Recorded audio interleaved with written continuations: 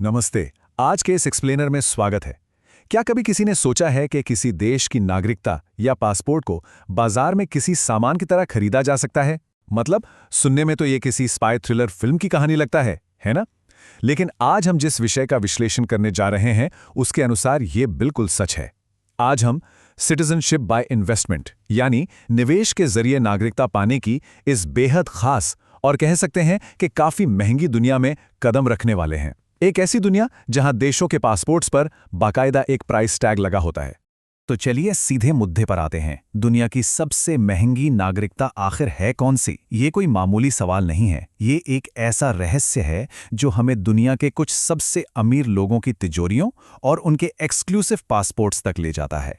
इस विश्लेषण में हम सबसे सस्ती और आसानी से मिलने वाली नागरिकता से लेकर उस सबसे मायावी और महंगी नागरिकता तक का पूरा सफर तय करेंगे। आगे बढ़ने से पहले जरा इस कॉन्सेप्ट को साफ कर लेते हैं कि आखिर ये सिटीजनशिप बाय इन्वेस्टमेंट होता क्या है। असल में ये एक ऐसा आधिकारिक प्रोग्राम है जहां कोई देश अपने यहाँ के विकास कार्यों में एक बड़े वित्तीय योगदान के बदले अपना पासपोर्ट ऑफर करता है। सीधे शब्दों में कहें तो अगर कोई बहुत अमीर इंसान किसी देश की अर्थव्यवस्था में करोड़ों का निवेश करता है तो वो कानूनी तौर पर वहाँ की नागरिकता हासिल कर सकता है। ये पूरी तरह से एक लेन देन वाला सिस्टम है। पैसा दीजिए और पासपोर्ट लीजिए। अब सवाल यह है कि इस एक्सक्लूसिव वीआईपी क्लब में एंट्री की शुरुआत कहां से होती है? बेस प्राइस क्या है? तो ये शुरुआती आंकड़ा है $95,000। जी हां, करीब $95,000। एक बिल्कुल नई राष्ट्रीयता और दूसरा पासपोर्ट हासिल करने के लिए दुनिया में यह सबसे न्यूनतम कीमत मानी जाती है। अब आमतौर पर यह रकम बहुत बड़ी लग सकती है, लेकिन यकीन मानिए इंटरनेशनल इन्वेस्टमेंट की इस चमचमाती दुनिया में ये तो बस शुरुआत है। अब सबसे दिलचस्प बात तो यह है कि इतनी कम कीमत देकर आखिर मिलता क्या है। साओ टोमे और प्रिंसिपे नाम के देश में $95,000 का सिर्फ एक बार डोनेशन देकर नागरिकता हासिल की जा सकती है। और पता है सबसे बड़ा कैच क्या है? कोई निवास आवश्यकता नहीं। मतलब वहां का पासपोर्ट पाने के लिए उस देश में एक दिन भी रहने की कोई जरूरत नहीं है। बस एक बार निवेश कीजिए और काम हो गया। खैर, चलिए इस सीढ़ी पर थोड़ा और ऊपर चढ़ते हैं। अब हम पहुंच गए हैं सीधे $1 मिलियन यानी $10 लाख के भारी भरकम स्तर पर। जाहिर सी बात है, जब निवेश की रकम इतनी बड़ी हो जाती है तो नियम, शर्तें और मिलने वाले फायदे भी पूरी तरह से बदल जाते हैं। इस लेवल पर मौजूद सिटीजनशिप प्रोग्राम्स की मांगें थोड़ी अलग होती हैं और उनके नतीजे भी काफी अलग स्तर के होते हैं। $1 मिलियन के इस खास स्तर पर जो एक बहुत ही चर्चित विकल्प सामने आता है उसे ट्रंप गोल्ड कार्ड के नाम से जाना जाता है। ये कार्ड धारक को बिना किसी अतिरिक्त झंझट के तुरंत स्थायी निवास यानी परमानेंट रेजिडेंसी दे देता है और फिर पूरे 5 साल बाद व्यक्ति पूर्ण नागरिकता के लिए पात्र हो जाता है। तो ये कोई रातों रात मिलने वाला पासपोर्ट नहीं है, बल्कि एक लंबी अवधि का कमिटमेंट है। लेकिन इस प्रोग्राम से जुड़ा एक बहुत ही चौंकाने वाला तथ्य है जिसे नजरअंदाज नहीं किया जा सकता। सरकार आधिकारिक तौर पर कहती है कि इस कार्ड के लिए 70,000 लोगों की लंबी वेटिंग लिस्ट है। लेकिन दिलचस्प बात यह है कि वर्तमान में केवल मशहूर पॉप स्टार निकी मिनाज के बारे में ही यह माना जाता है कि उनके पास यह कार्ड मौजूद है। एक तरफ 70,000 लोगों की लिस्ट और दूसरी तरफ सिर्फ एक चर्चित नाम का सामने आना, यह अपने आप में एक बहुत बड़ा और रोचक विरोधाभास है।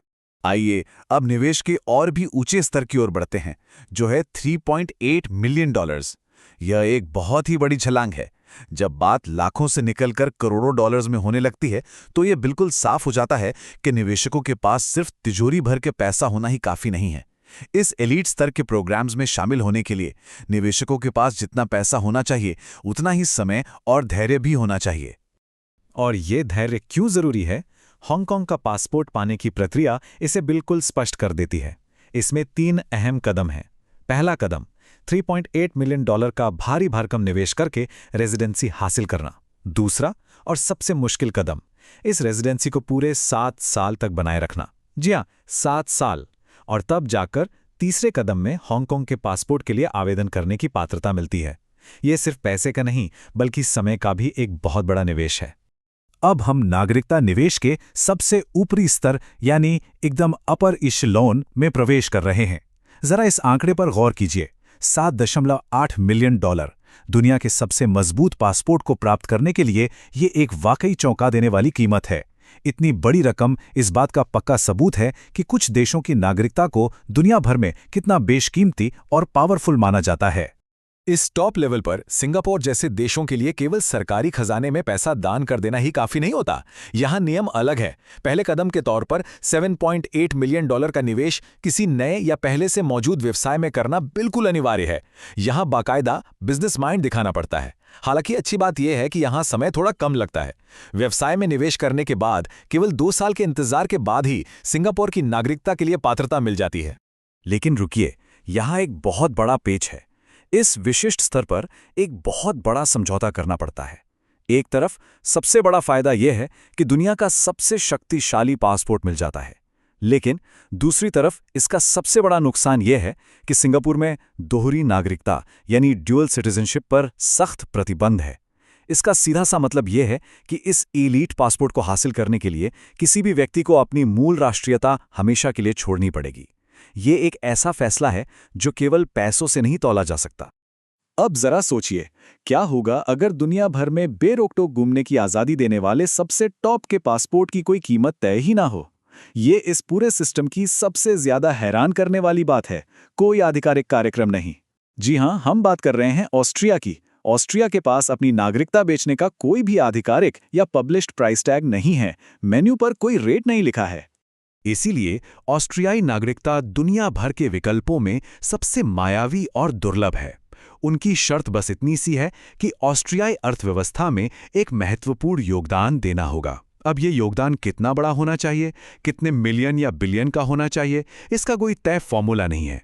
लेकिन ये पक्का है कि देश की इकॉनमी पे इसका असर इतना व्यापक और असाधारण होना चाहिए कि वहाँ की सरकार विशेष रूप से नागरिकता देने पर विचार करने को तैयार हो जाए। तो इन सभी हैरान करने वाले आंकड़ों, निवेशों और नीतियों को करीब से देखने के बाद अंत में एक बेहद गंभीर और विचारणीय सवाल सामने आता है। जब किसी राष्ट्र का पासपोर्ट, जो असल में किसी व्यक्ति की पहचान होता है, वो एक महंगी लग्जरी वस्तु बन जाता है, तो इसका असल में क्या अर्थ होता है? क्या राष्ट्रीयता केवल एक व्यावसायिक लेनदेन और अमीर लोगों का विशेषाधिकार बनकर रह गई है? इस विश्लेषण से मिले तथ्यों पर यकीनन गहराई से विचार किया जाना चाहिए। आज के इस एक्सप्लेनर में बस इतना ही। उम्मीद है ये सफर आपके लिए ज्ञानवर्धक रहा होगा।